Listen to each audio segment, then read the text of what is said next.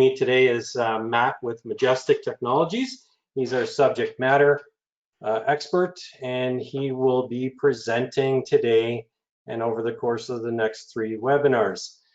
Again, I want to thank you all for being patient today.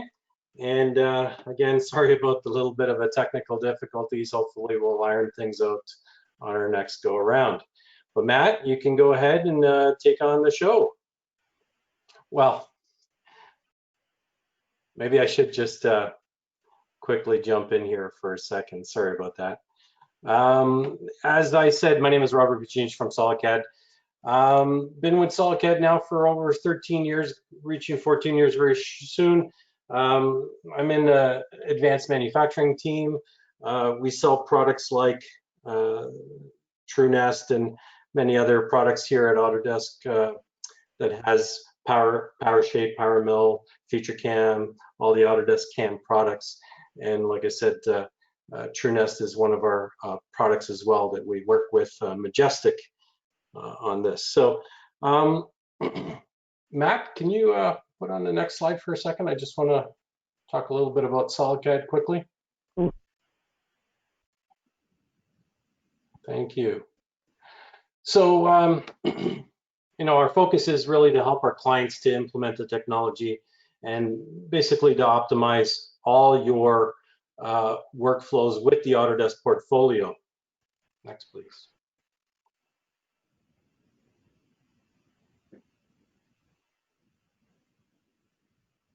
Next slide, please, Matt. Thank you. We have offices across Canada. Our training facilities are in most of the main hubs. You can see them listed here. Thank you. Next slide. Thank you. And as far as the training options you have, we have some open enrollments for our standard classes, and most of the custom training that we do are on the higher end advanced manufacturing tools like TruNest and the other products I had listed earlier. Thank you. Next slide. Thank you. Next slide. All right, and back this year in May, amongst all this COVID-19 this year, SolidCAD and Magestic announced a very important partnership on consulting and the training and then implementation and supporting our Canadian manufacturing firms with the TruNest product. And through Magestic, they also have, including the TruNest, their True Composites, as well as the other nesting tools that they have as well, and helping our customers as well as their customers optimize their workflow. Next slide. I think we're going to start. I think that brings it to me. Right, now it's your turn, Matt. Thank you very much. No problem. Thanks, Rob. So my name is Matt Thorn. I'm a senior manager here at Magestic Technologies, focused on product and customer success.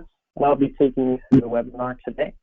As we put in our agenda, we're going to be discussing TruNest and looking at digital workflows for how we optimize materials, integrate with ERP and MRP systems.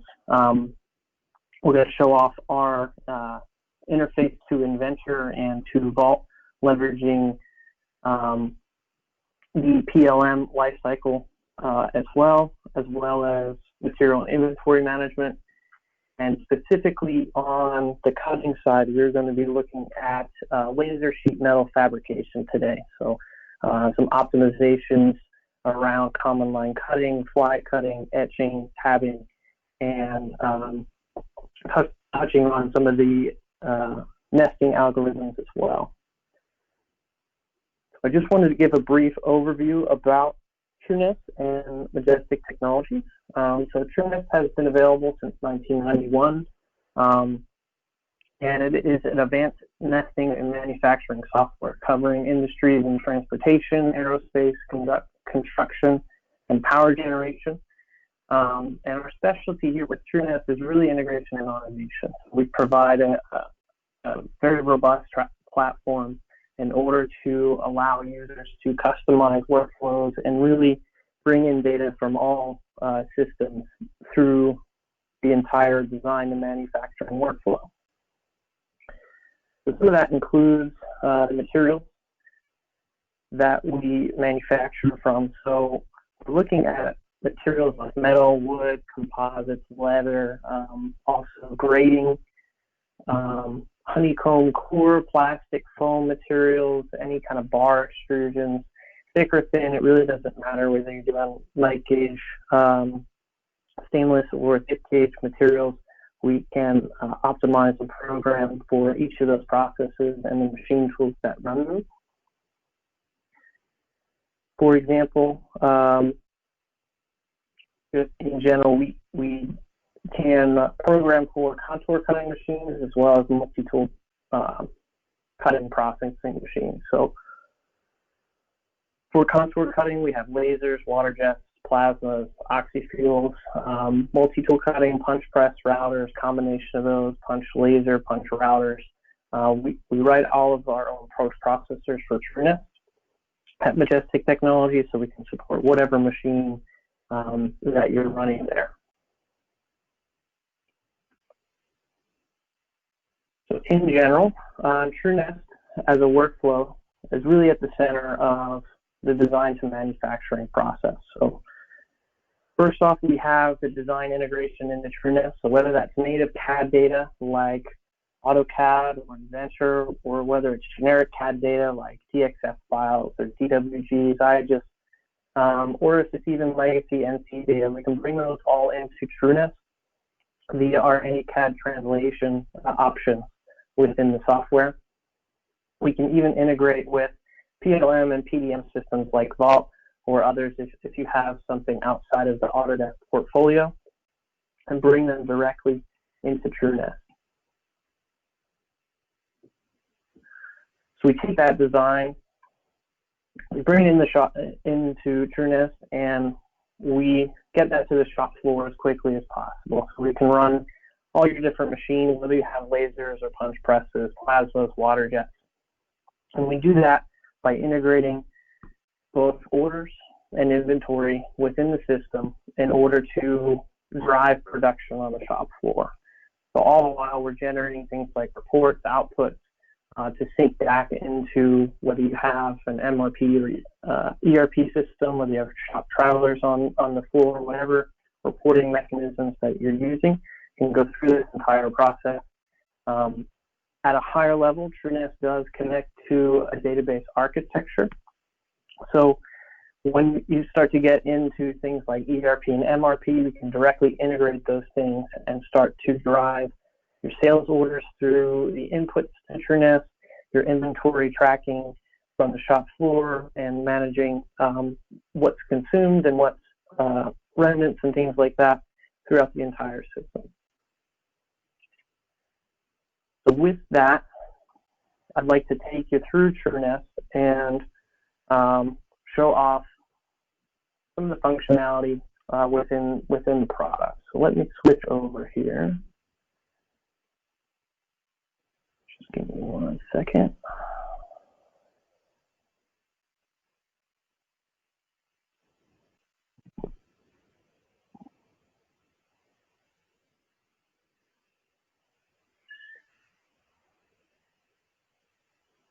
Okay. So as I bring up TruNest here, the first thing that we come to is an authentication screen. So TruNest requires you to log in with a username and password. And the reason for that is we like to track and have some traceability over what users are doing within the software, so we can understand what orders are being created by what users, what parts are being brought into the system, as well as we apply certain workflows to certain user levels. So as an administrator, which is what I'll log in as here, I'll get full access to all the different workflows within TruNest by default. But as I log in, it's going to ask me which workflow I want to log into. So whether that's some of the defaults here between admin, engineering, or shop floor, I'm going to click on the admin one and log in, and we'll see TruNest come up. So that workflow is represented by the functions that I have up here inside of the ribbon. So I have all these different tasks and options up here that I can choose to do, as well as the options that I have here on the left-hand side in what we call the tree. So if I wanted to see some of the workflows that are preset within the software, I can switch on the fly since I belong to these groups as well, to an engineering group. And if I hit OK, you'll see that tree and that ribbon update on the fly. So now I'm looking at the workflow that's specifically for an engineer, which may be maintaining material databases so that design and manufacturing are synced between that information, and bringing in part geometry as well, making sure that all the designs are prepped and ready for manufacturing. So all that information within the software is kind of tailored for that engineering role. And then more downstream tasks, if we go over and switch to the shop floor, we can see things like orders and nests and being able to create nests and generate NC code and send that down to the machine tool. So those workflows are already tailored and set up within the software, but it also lets you customize any potential workflows that you might see in the future. If you want someone to be the capacity planner or a business administrator and really dictate which orders are going to which machine tools and things like that, you can customize that workflow how you see fit and create these groups on your own on the fly. So let's switch back to an admin group. So we'll see the tree here is going to be my main source of getting to what we call each one of these workspaces. So really there's 3 steps within TruNest in a basic workflow. So we have to bring geometry in, and again, any of those sources I mentioned before, whether it's from Vault or Inventor or AutoCAD files, generic CAD data or legacy NC files, or to bring those into TruNest so it has a record of those. Then I want to process my orders. So I want to bring parts together on like materials, schedule them for certain due dates, and bring in certain information on those as well. And then I generate my nests. So I send them, generate the NC code, and I send them to the shop. So we'll start on our first point in the workflow here with the part import. There's a couple different ways that I can get parts into the system. The first one of them being parametrics. So there's just some basic parametrics within TruNest that allows you to create parts on the fly. So whether you're looking at things like creating a square or a circle or a rectangle, some basic shapes, you can just input some basic parameters here about what that geometry is, and you can generate those shapes on the fly. So that'll save you some time from the design work. If you needed some parts quickly. The next process is what we call translate. So a translate is a geometry translation. So it translates your CAD files into what we call an MSI format, which stores all the information that we need about that design and manufacturing data from that CAD file. So that's just a raw geometry translation. So any metadata like material information isn't brought in that step. That step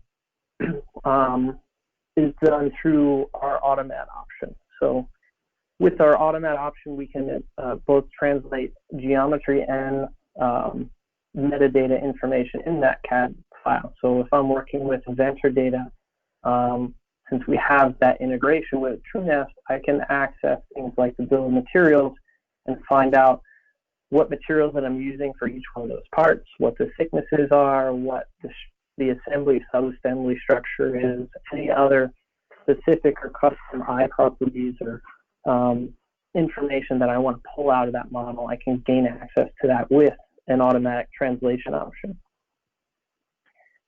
The one that I want to look at today is our Vault option. So the Vault option goes a step further, and instead of you having to select a file that's somewhere on your disk, you can actually just query Vault and say, hey, Vault, get me that file that I'm looking for, and do that automatic translation process that I talked about for me automatically. So I've got my Inventor part up here. So this is the part that I'm looking at within my sample today. So I've got this up. It's currently checked into Vault, so it's sitting there waiting for me. So I'll go ahead and reference that inside of my Vault. So this assembly is called just a PC chassis. So I'll just type that in here. This is the part that I want to find within my Vault, and all I have to do is click download Vault parts. What it's going to ask me to do is it's going to ask me to log in with my Vault credentials, just like a normal Vault application would. I can pick the server and the Vault that I'm looking for, give it my credentials, and as long as I get in, it's going to start searching and downloading all the relevant information about that assembly. It's also going to give me an update on whether or not I found that particular assembly, if there was any issues, if there was a particular state that that part was in, like if it was currently in work in progress and not released to manufacturing.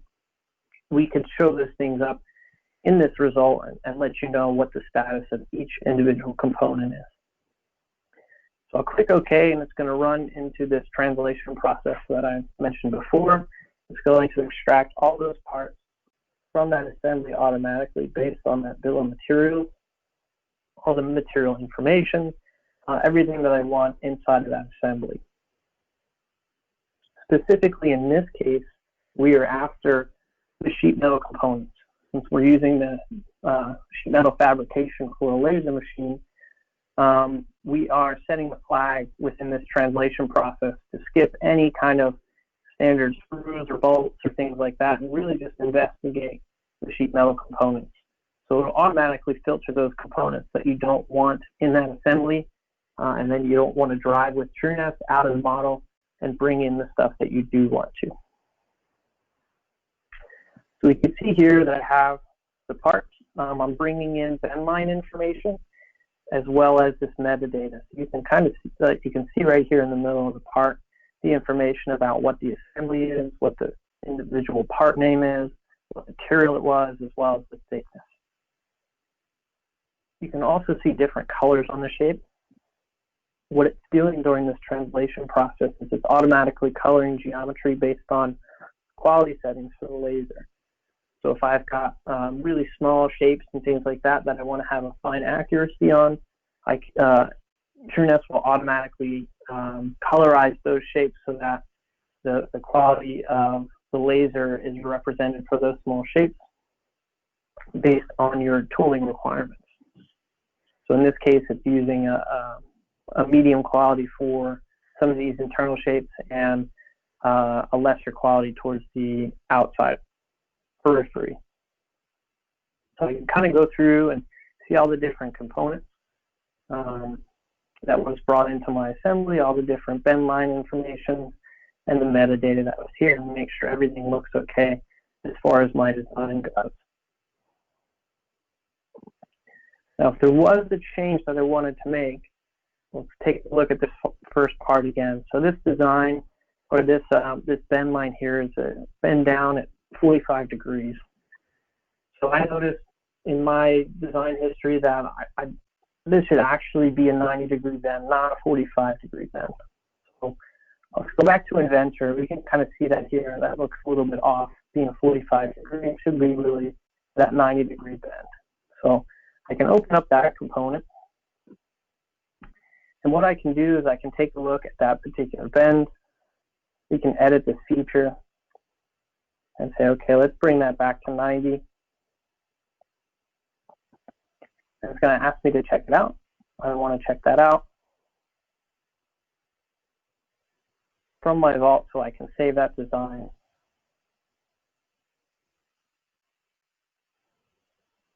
Okay. And now it's at that 90-degree bend.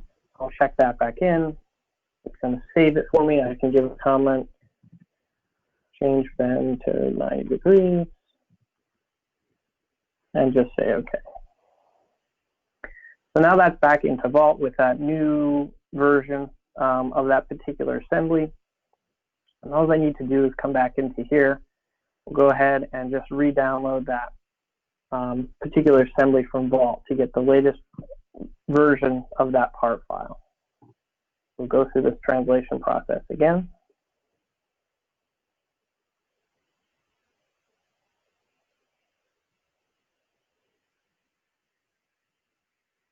We pull out that file, and we should see that bend information update on that particular file that we changed.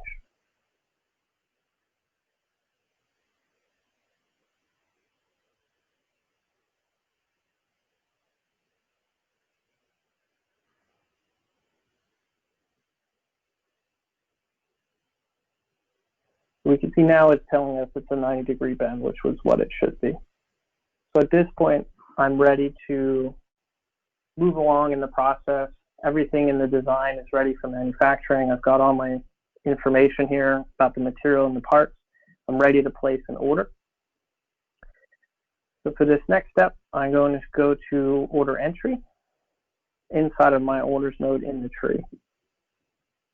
So what this allows me to do is it allows me to query all the parts that I have in the system and kind of build this order for the schedule that I want. So I can start typing in. I know that the assembly is called the PC chassis. So I've got it here. If I didn't want to type in the whole thing, or if there was a lot of things that started with PC, I can actually choose this option here for an autocomplete, and it will fill in the rest of the information here for me. So now I've just filtered on the parts that I'm interested in to order. And now I can assign things like a particular quantity, a particular due date that I want to schedule these for, a priority for that order. So if this assembly needs to jump the queue in the front of the line, I can give that a high priority, and I'm going to see that first in my nest. So I can get that processed on the machine and out to the next stages in its product life cycle. I can give it a job order. So here's where we can sync back to things like ERP and MRP, driving different job orders and carrying that information throughout TruNest as well. And then we have things like material group, facility, and comments. So facility, I can actually use TruNest to integrate with multiple sites. So if I've got machines and materials on one site and another site, I can order all this stuff together and then have everything filtered down to the appropriate facilities afterwards, so that I'm maintaining that entire schedule across my company instead of just at a particular site. So go ahead and add these orders, and they go into this table down here called my active orders. So I've got that particular assembly, and like I said, we can integrate with MRP ERP systems to drive this process automatically from a schedule. I'll kind of give you a preview of that. So I'll bring up another screen, which is exactly that same order. And just at a basic level, I can do things like import a file, like a CSV, and import that directly into my order. So I've got this order that could have been driven or exported from an MRP or ERP system. I'll just go ahead and open that up. And now I've got all these different orders for, again, this PC chassis, but the job order could be different. So I've got the one that I scheduled initially, but I've also got a job for Monday, Tuesday, and Wednesday in here as well, which are have different dates associated to them. So now I've got this huge list of orders. So what I can do is I can go into my schedule order screen, and it's going to give me a bird's eye view of everything that I have in the system. So in this particular order, I've got 4 different jobs. We saw the one I placed plus Monday, Tuesday, and Wednesday. We have this particular material, so there's some parts on this aluminum material, and there's other parts on this steel material. So I've got 3 unique parts on that material and 16 pieces. And I've got 6 unique parts on this material and 28 pieces. So altogether, I've got all my parts, pieces, and my materials here, but I also have some options as far as the equipment that I want to run this on. So this material can actually be run on a laser and a water jet, and this material can be run on a laser and a plasma. So in this case, I want to run everything on the laser, so I'm going to select those 2 and push them forward in the process. In this table down below, we actually have everything that's in the system already.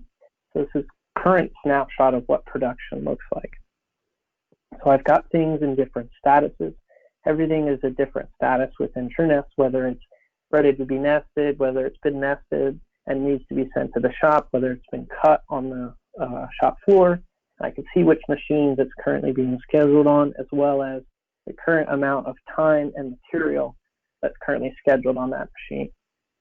So I can make decisions on if I have more than one laser in my shop, which lasers to send that down to. Maybe there's already 10 nests queued up for the first one, for my trunk or Magestic, whatever it ends up being. So I might want to order for the other machine that I have in order to kind of plan out my schedule a bit better and more optimally. So go ahead and select those two. It's going to be created under group 6 and nest prefix N. So we'll go ahead and schedule that. And we'll see that show up here. So now I've got my orders went from unscheduled to scheduled. We can see the status there. We have the 2 materials and all the job information as well on those. So I'm ready with my order. Now I can come here under my nest, so I see that group 6 as well within this. And I can just go into create nest, select both of those material types, and launch the nesting. So what this is doing at this time is it's going through and it's running through various algorithms and giving me the best efficiency for the mix of parts that I have. You can see for this particular material, it's also trying multiple inventory sizes, switching between a 120 by 60 plate and a 96 by 48 plate to try to get me the best efficiency for the mix of parts that I have. So in this case, I might use some of one material size and some of the other one in order to get the most efficiency possible on this particular nest. So it's going to go through, it's on to the second material now. And again, this material has the same inventory sizes, 120 by 60, and it's going through and it's nesting all that. At this point as well, it's creating all the reports that I mentioned earlier about the nesting efficiencies, the parts that were on each plate as well. And then additionally, we run optimizations on each plate for the process and the material type that we currently nested. So in this case, it's automatically running a tabbing routine. So it's placing tabs on each shape in order to hold it to that material automatically based on a set of rules. It's also doing what we call head down logic and sheet cutting. Head down logic is a process where we try to go through and minimize the number of times we have to pick up and move the head by optimally moving from sheet to sheet. And then we do sheet cutting, which is a processing of the sheet itself into smaller, more manageable pieces of that skeleton to better safely remove that from the machine bed. And then after all that happens, we run our post-processor, which generates the NC code for each plate based on all those optimal processes. So we can see the results here. All of the white lines going from point to point are that head down logic. So it's showing you some of that off part motion that we're doing after we're cutting a shape and going to cut successive shapes without traversing over any pre-cut parts. We don't have to worry about crashing the tip of the machine head with material on the bed as well. You can go through and look at the results for this. You can see all the different colorizations for the different qualities of a laser. We have all of our etch lines for the bend lines for the machine as well. So we can kind of go through. We see these red lines. These red lines are the sheet cut operation. So it's cutting up this skeleton into smaller pieces so that I can manage it easier. We can see some of the results that we have here.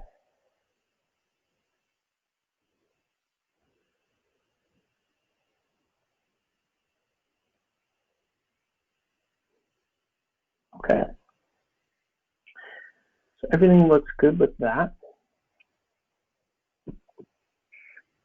So we generated our nest. Everything looks good inside of our nest. We can take a look at things like each individual plate if we wanted to. We can take a look at the overall nesting report. So if I wanted to see information about each particular piece and each particular nest, I can see that here. It's going to give me a lot of details on each one of the plates that I have. So I can go through, I can see what properties were used, things like what's the kerf value on my machine, what is the separation that I use between parts, what is the goals for my efficiency, any grain constraints that were used, whether I can rotate parts at certain angles, as well as all the piece information, so I can see what part was on what job and which plate that it ended up being on, what grain constraints were on that particular part, whether that part was mirrored, the priority of those things. So I can see all that information within the nesting report. And if I dial down into each plate, I can go ahead and see the NC code for each plate. So I can go ahead and investigate anything that I want to about the NC code, see all the processes here, make sure everything looks okay.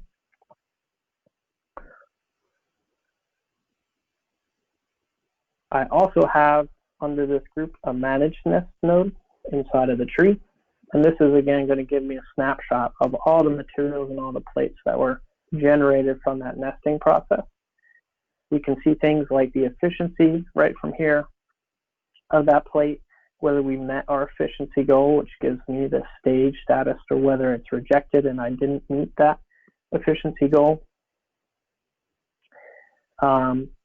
Which allows me to do things like if I didn't meet my efficiency goal, let's see, we've got some 67% here. Maybe that's too low for me. I can do things like put the parts that were on that plate back into that scheduler queue in order for more parts of like materials to aggregate within that scheduling system and then be nested together again to hopefully gain some more efficiencies on those things. So as a final process, what I'm going to do is I'm going to send all these particular plates and NC code down to the machine tool. So I'll click that send operation. And what that's going to do is going to gather up all that information and send it down to the machine in either a folder or however it gets delivered to that particular equipment.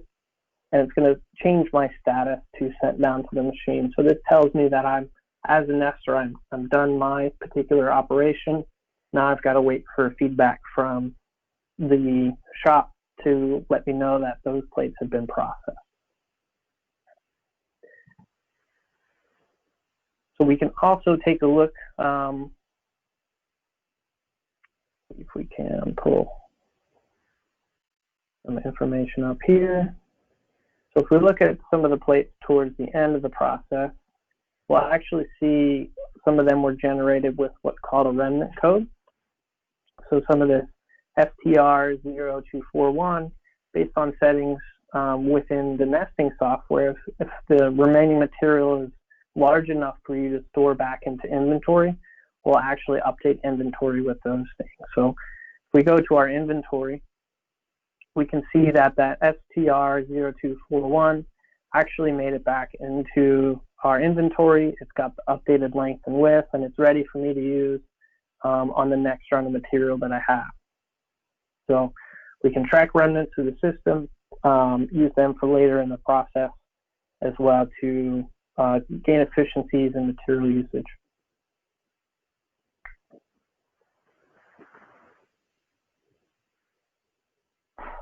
And then lastly, one of the things that we can do from this workspace as well, we can do things like export a DXF of the nest if I wanted that geometry for some other process, or if my machine runs on a DXF file, I can directly output that as well. I can output PDF files of the nest plate as well. I can review the NC code, and I can do things like a backplot of that particular NC code. So a backplot is actually a reinterpretation of the direct NC file to give me exactly what's going to happen on the machine. So this allows me to see things like, what shape's going to be cut first, second, third, all the sequencing. It's also going to show me all the cut lines for the sheet cut, so you can see some of those there. It's also going to show me some of my lead in and lead out settings for each of the internal shapes and external shapes as well. We can investigate the information that we have here and make sure everything looks fine before we go out and run it on the machine. You can actually see some of the tabbing as well that was automatically generated on each of the parts as well. So you can see some of the tabbing that leaves the part stuck to that sheet for easier processing within that back block. So just to summarize, we went through, we brought our parts in from Vault directly within the TruNest. It had all that information associated to it. We created our order, we scheduled that order, and we created our nest, ran all of our different optimizations on that particular nest, and then sent that down to the shop. So that is a typical workflow within TruNest from day to day, and you can set this up to where you're running just in time, or you can schedule production weeks ahead of time. The system really allows you to do all that to your preference. So what I will do is I will open it up for questions. Yeah, there's a couple of questions, Matt. We have one. So, we have our first question asking, does changing the status trigger a workflow event? that's a great question. So let me just kind of pop back into TruNest. Sorry for switching around. So each one of these statuses, and I kind of mentioned them as I was going through the demonstration, do trigger some sort of event within the software. And it's really telling you as a user of the software where everything is and what process, but it's also triggering things like materials entering back into inventory. So when I did this sent process, it actually updated the inventory that I had for the remnants that needed to get back into inventory. We do that on the sent process in this case, just because at that point, the users kind of validated everything. They don't want to run any more tests. They want to send it and cut it on the shop floor. So you can really trigger things based off these statuses, which those are just one of those things. So we do have all these different workflow events within the software and do some automated tasks based on those and based on the status. That's a great question. Okay, we got another question from Joseph. A little unclear, but I'll try to read it out. What if you have an aluminum length line that lets you cut variable sheet lengths? Would you have to create each size? Okay, so I think what Joe's explaining here is he's got stuff that's cut to size, essentially. So instead of stock sheet sizes, like for inventory, so here I've just got some inventory 120 by 60. You can certainly run TruNest in a mode where it will drive your kind of sheet cutting line as well. So we've got some customers actually doing this. They call it a blanking system.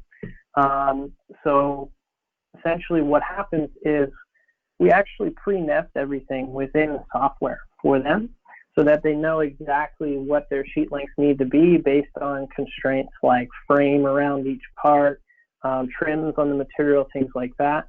And then we run, we actually send that information to that line so they can say, okay, this particular sheet's going to be 41.25 inches.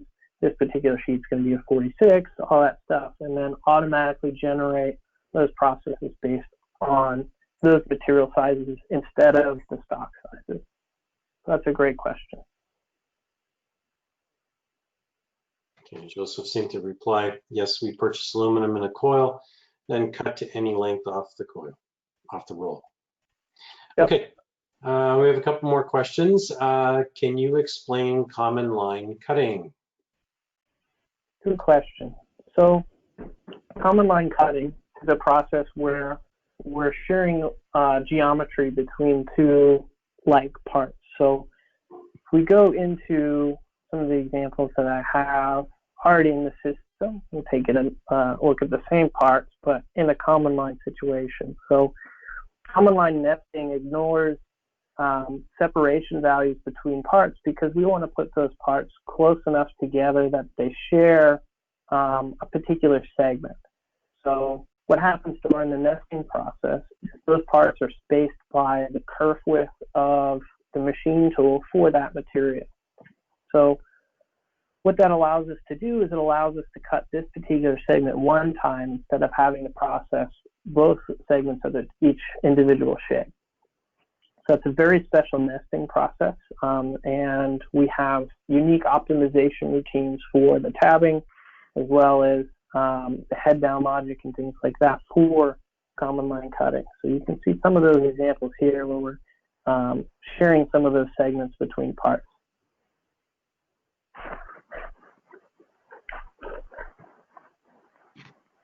Excellent.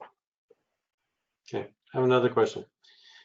Can you change quantity of parts, material size, machine tool just before cutting if conditions on the shop floor change? That's a great question. So if, for instance, you set this particular schedule up, all these nests, all these materials up, weeks in advance, or however you're running your production, if something changes, maybe I need one more of this particular part, or maybe some of my nesting constraints change, I can actually change them underneath each nest run. So I have a list of nesting parameters, plate parameters, and part parameters within each nest run. And all this information is taken from the database of defaults within TruNest. So things like the inventory table, which I showed before, is a list of defaults that populate some of these kind of just-in-time views that we're looking for. So I can actually modify some of these defaults on the fly without, for this job, without modifying the default value. So if in this case, I really don't want this part to nest at 90 and 270 degrees, I can make that change on the fly, and I don't have to do anything else within TruNest or mess with the default value, anything like that for that information. That's a great question. Okay, I don't think we have any more questions, but we had someone put their hand up, but I don't see a question from them. Yeah, I guess if anybody has any more questions, Scott has. Yeah, there's a question in. If there's any more, that's got one more. okay. Okay, well, we got one more question. Can TruNest ensure parts are manufacturable? Yeah, so that's also a great question. So when I do that translation process, and then when I brought those parts in the system, we went through, we saw some of those dialog boxes that came up during that process. And what it's doing is it's actually pre-validating those shapes for the machine tool and the process that you're using. So that colorization that I talked to you before of the different laser qualities and things like that, if there was a particular piece of geometry that couldn't be manufactured, or if the shape was, say, open or not closed or not connected in any way, TruNest is going to warn the user during that process that some of the part files that they're trying to bring in are not suited for nesting or manufacturing. So that gives the end user the ability to go back to design before he he creates his order, creates his nest, and does all this work to go ahead and fix those things and then re-import those parts, just like I changed that bend line, changed that design information, and just re-imported that information directly in the TruNest.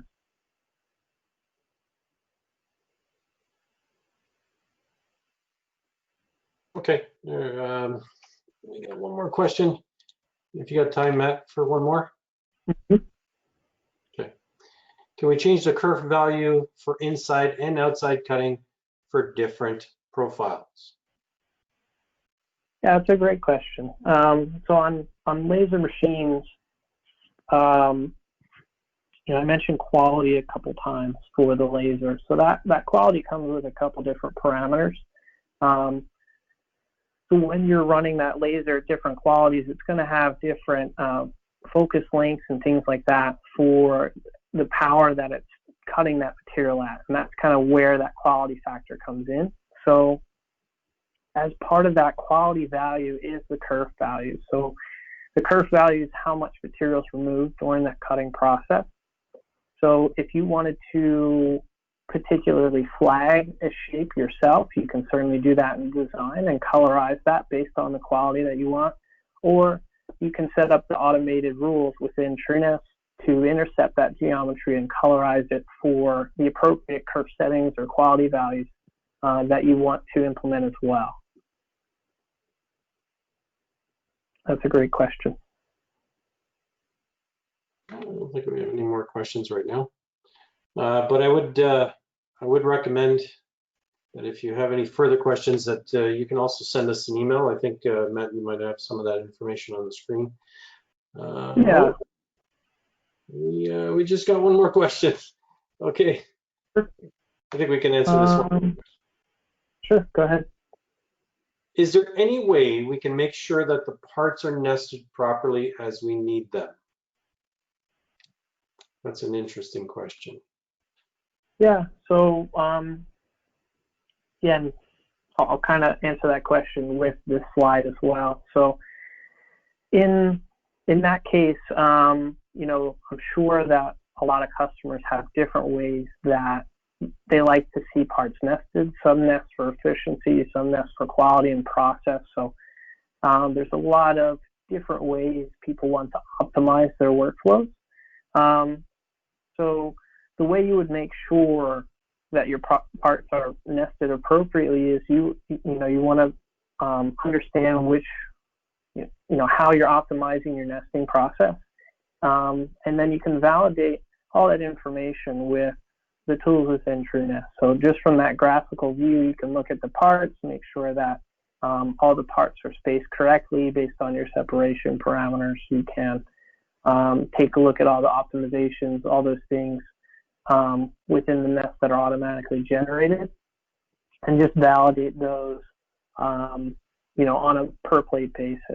So I will say a lot of customers at first, what happens is they go through this validation process, but then they gain kind of a trust factor with TruNest and start to understand that TruNest is doing things repeatedly and over again, and they don't need to necessarily check on everything every time, more so on things that are new to the system, just to make sure and validate those new parts for manufacturing. Okay. So if I didn't answer that question correctly, you know, we have these resources here. So for Rob, his email's there as well. You can go to these links for both SolidCAD and Magestic's websites. Ask us any of the questions that you have, or ask us directly at either one of our emails as well. Great job, Matt. Thank you very much. No problem. Thank you, Rob.